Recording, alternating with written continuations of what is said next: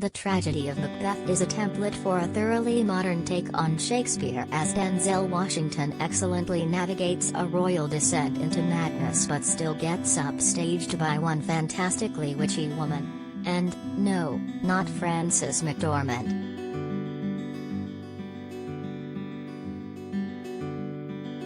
With eerie brilliance, British stage legend Kathryn Hunter plays all three of the witches who give Washington's Scotsman the prophecy that sends him on the bard's iconic quest of murder, betrayal and guilt in director Joel Coen's black and white Macbeth adaptation, out of 4, rated R, in theaters now and streaming Friday on Apple TV+.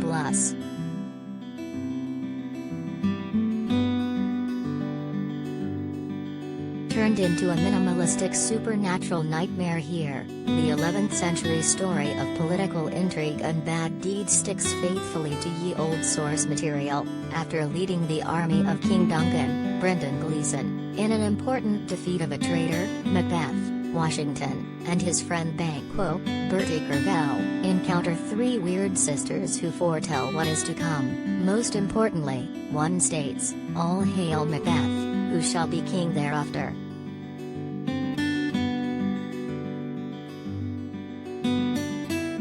Frances McDormand chokes up with Denzel Washington over Tragedy of Macbeth.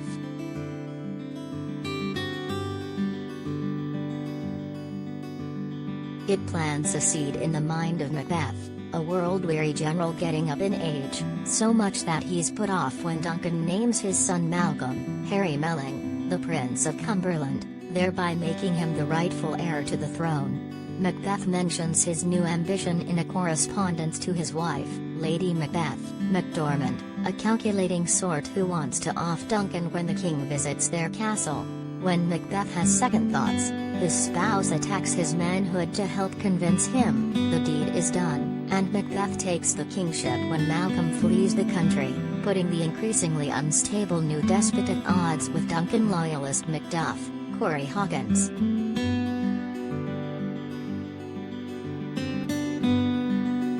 Read USA Today's rare joint interview with the Hollywood icons.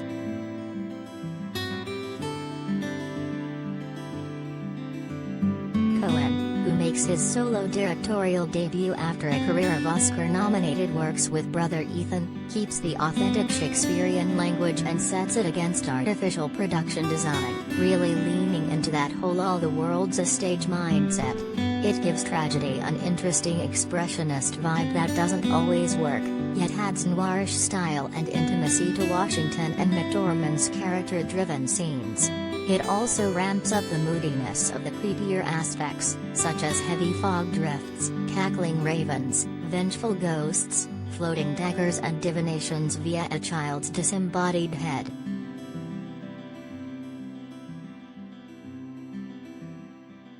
The tale's central power couple are 2 of the most infamous characters in literature, performed by generations of actors, and what Washington and McDormand bring is a winning desperation to 2 people who finally want what's owed to them.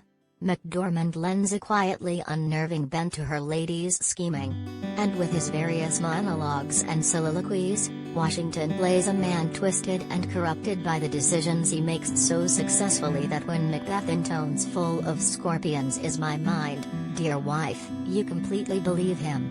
Those who appreciate his Oscar-winning turn in Training Day will adore his also award-worthy Mad King.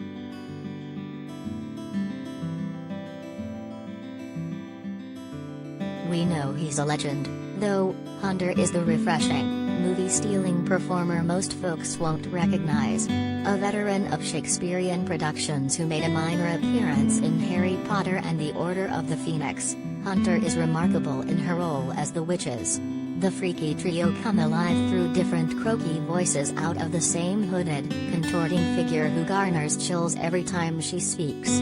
If you're wondering if we really need another Macbeth, she's pretty much the best reason.